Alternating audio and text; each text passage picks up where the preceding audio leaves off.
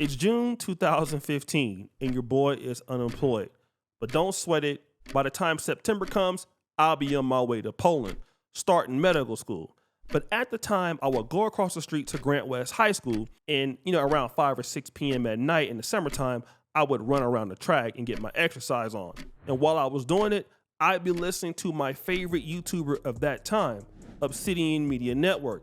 Now, I was drawn to this particular guy because he had a message I'd never heard before. He had a show dedicated to the everyday brother, talking about black men's issues in a systemic way that I had never heard or seen being positioned. And in my opinion, what Obsidian Media Network, aka Mumia Ali, was talking about was right. Now, I had my own YouTube channel and I wasn't really that popular. In fact, he was more popular than me. His ideology and framework is something that I honestly was influenced by. And not only him, there was another YouTuber that was also influenced by Obsidian, a man by the name of the Angry Man. Now, the Angry Man would give the term the Black Manosphere, and that's who we would become, me, the Angry Man, and Obsidian. We would be known as the big three of the Black Manosphere ranks. Obsidian Media Network would be the brainchild. The ideology is all his. Self-funding ideologies is all his. Going to the Patreon is all his. Angry Man would be the defiant spirit of who he will become. And I would be the cultural architect, connecting people, working behind the scenes, and doing all of that. And at first, we all got along because we all had 3 different skills.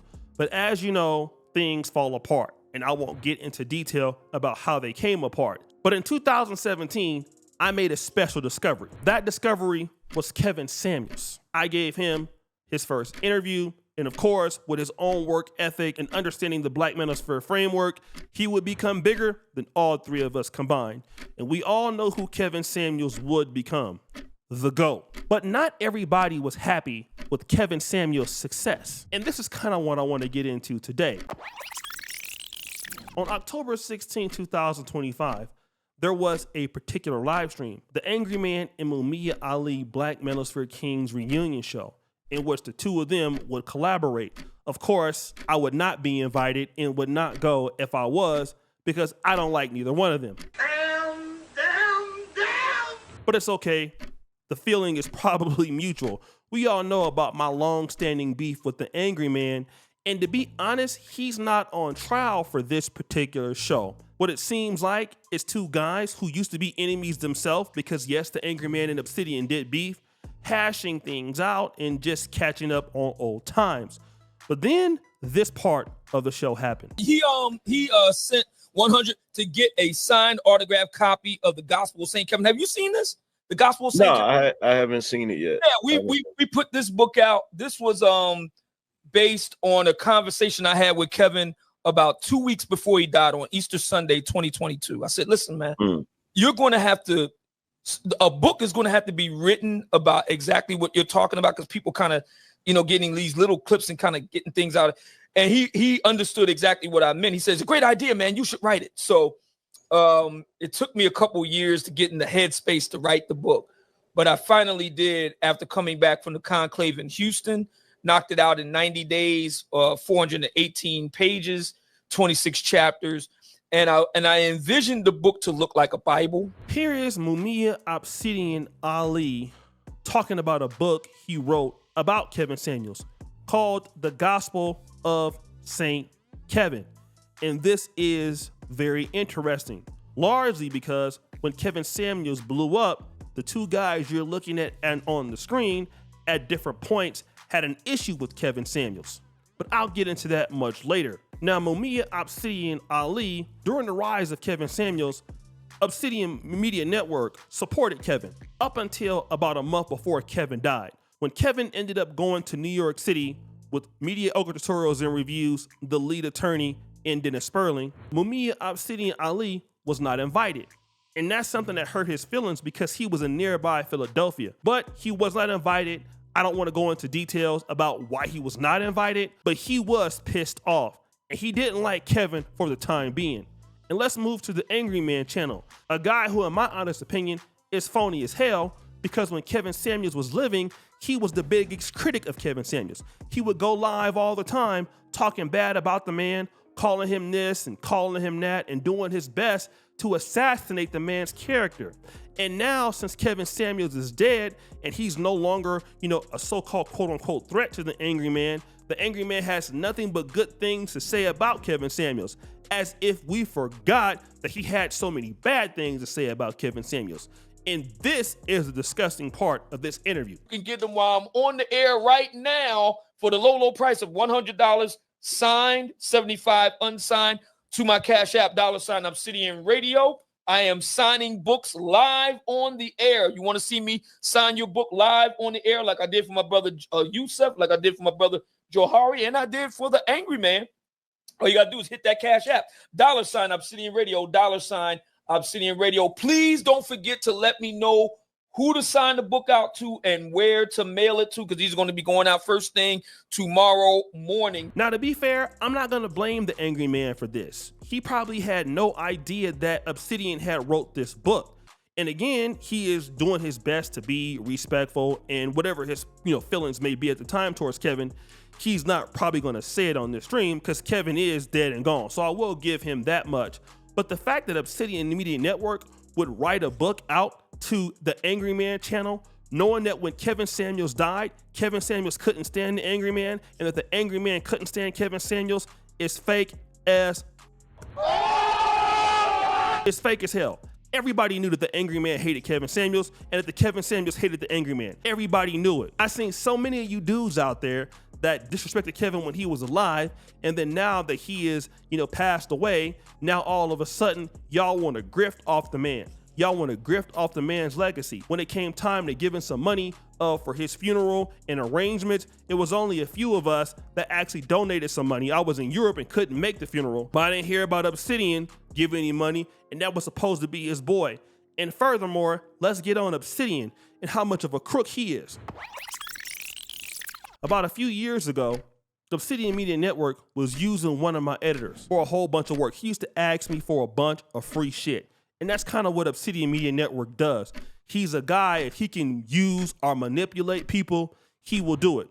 Well, as you guys know, I have my own production studio, and I wouldn't mind helping him out every now and then. Now, again, Obsidian Media Network don't have any problem with, people supporting him. But when it comes to him supporting other people, he won't. And that's the problem with him. He wants you to do things for him, but he won't do nothing for nobody else. And so me, a person who was supposed to be one of the big three, I lent my editor out to him. At first, I paid for some of the stuff, just trying to help him out. Now, again, for a guy who's supposed to be this high value man, and, he's getting on his suits, and of course, now he's on camera and showing himself. But at that time, he wasn't really doing that. And he was talking about how successful he was, how much money he had. But at the same time, he didn't want to pay for the editing. Well, anyways, my editor was doing a whole bunch of work for Obsidian and was giving him a good rate. And guess what happened with Obsidian? He refused to pay my editor. So my editor hits me up and is like, yo, man, what's going on with Obsidian? I've been trying to contact him and the guy won't pay me. So guess who ended up having to pay? Me. Bill over $1,000 that this guy who loves to help black men and supposed to be in the Black Manosphere will leave a guy who is black out to be paid because you don't want to pay for the work. So I have to pay for the work. And that's the kind of slimy stuff that used to go on in the Black Manosphere behind the scenes. You see, guys would get on here and talk about how they want to bring black men together, and as soon as one black man start rising or start doing well or issue out an opportunity to help you, you would tell that guy to kiss your ass. And if somebody worked hard like Kevin Samuels and started doing well, you would get somebody like the Angry Man who would then get jealous because he couldn't get along with anybody and start coming after Kevin Samuels. And then come back on the stream and then wait until after the man has died and try to rewrite history as if we didn't know what's going on. This is why I don't deal with these dudes. And I love the Black Manosphere, and I thought it was a great community. And unfortunately, I had to leave it, not because I didn't want to work with black men anymore. I just couldn't work with these two dudes anymore. And he is one of the three kings of the Black Manosphere. The story goes that it got started with three kings, me, the Angry Man, and O'Shea Duke Jackson. We all got started together and, kind of did our own thing. And we kind of going in our separate directions. All of us have blown up in respective ways. Good on all three of us. So when you hear Obsidian talking about me on this particular podcast, he mentions this. Yeah, he says we're all doing different things. We're all doing this and that. We've all reached a certain levels of our life. Yeah, but we did reach different levels of our life, to the point that you can't deal with dudes who are not solid, dudes who are not loyal, dudes who have scumbag type behavior. And the fact that you're trying to monetize Kevin Samuels in his death with a man that hated him on the stream, that's ridiculous, that's fake, that's phony, and it shows you never cared about that guy in the first place. Once Kevin Samuels passed away, I largely, for the most part, stayed away from the topic of Kevin Samuels as much as I could, right? Unless, he was proven right about something and this, that, or the other. But one of the things you never find me trying to do is like monetizing Kevin Samuels' death or being unrealistic about how I felt about him. Me and Kevin Samuels had problems. He wasn't perfect, but he did a lot for me. I was able to do something for my mother I had never been able to do in my entire life, and Kevin Samuels was the one that helped me do that. And you know what? Every Christmas, his mother sends my mother a Christmas card, and I don't have to go head on and show everybody in the whole world about that relationship or anything like that. But because I was trying to be a real friend, and I was a real friend to him. But you get to see who your real friends are when it's money involved. You see, Obsidian Media Network, he's the kind of dude that would do anything for cash, anything for clout, as long as you hit the cash app, as you hear him saying now, or as long as you're trying to help him fund his little lazy ass life, he'll do it.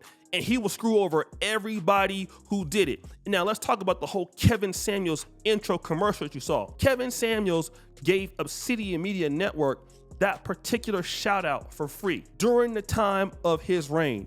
And do you know what happened to Obsidian Media Network? Obsidian Media Network overnight became an Amazon bestseller. He made a lot of money off of the cosign of Kevin Samuels. Now, if we all want to be honest, Kevin Samuels on this live stream would shout us out all the time. He would shout me out. He would shout Obsidian out. But Obsidian needed a favor. Could you go ahead on and promote my book? And he did. And Obsidian Media Network made a whole lot of money. But do you think that Obsidian Media Network ever paid Kevin Samuels for that? Hell no, he didn't. He wrote another book, this time being directed at women, and asked Kevin Samuels, would he go ahead on and do that again? And Kevin Samuels declined. Why? Because nobody wants to be used all the time. And since you couldn't use the man while he's living, you want to use a man while he's dead. And that's just crazy, and that's disrespectful. And again, what I'm gonna say is, this interview, in my honest opinion, is not the Angry Man's fault. He had no idea, in my honest opinion, that Obsidian was doing this. But the fact that Angry Man is on there and you're signing a book called The Gospel of Kevin Samuels to the Angry Man, knowing how much the Angry Man hated and despised Kevin Samuels, shows how fake you are. You should never talk about Kevin Samuels to the Angry Man, because the Angry Man hated Kevin Samuels. Everybody saw the Angry Man talking down on Kevin Samuels. Everybody saw the Angry Man despising Kevin Samuels. We all seen it. Even Stevie Wonder saw it. And if I could have been able to get along with these dudes, I would have still been in the community. But you can't be in a community full of dudes who are crooks, all right? And I'm not really talking about the Angry Man, because me and him been fell out. But Obsidian Media Network is the biggest crook in Black Manosphere history, and it's all his ideology. It's his framework. It's his blueprint. And I gotta give him props, because he's a genius for that. He stood up for black men. Unfortunately, he couldn't live by the ideological framework that he wanted everybody else to live by. You know what I'm saying? It was okay for him to beg and be dishonest and to be deceitful, but he wanted everybody else to not be like him. And that's why me, him, and the Angry Man are at odds to this day. Largely because the stuff that was being preached behind the scenes about black male unity all really came about black male dollars and how much cash app somebody could give and how many super chats somebody could give. And it wasn't about really helping black men. It wasn't about black men developing. It wasn't about black men being better fathers. It was a sham. It was a scam, and a lot of black men started to notice it, right? Then now don't get me wrong, we wasn't nowhere near as bad as the white manosphere, but what it came to was corruption, money, and greed. And I'm not gonna sit here and say that I wasn't messy or I didn't have problems in the community, of course, like everybody else did. But I'll accept the problems that I had. I'll accept to the brothers that, yeah, you know what, we had a good thing and we messed it up. And we could have been a lot further in the process. And of course, when you get older, you become more mature. But it was never gonna work with that guy Obsidian and me. It was never gonna happen. And I'm gonna put him out here for the fraud that he is. So guys, what do you think? It's your boy Oshidu Jackson, back at it again with another episode of The Celebrity John. Appreciate you for all that you do. Subscribe, hit the bell. We're out.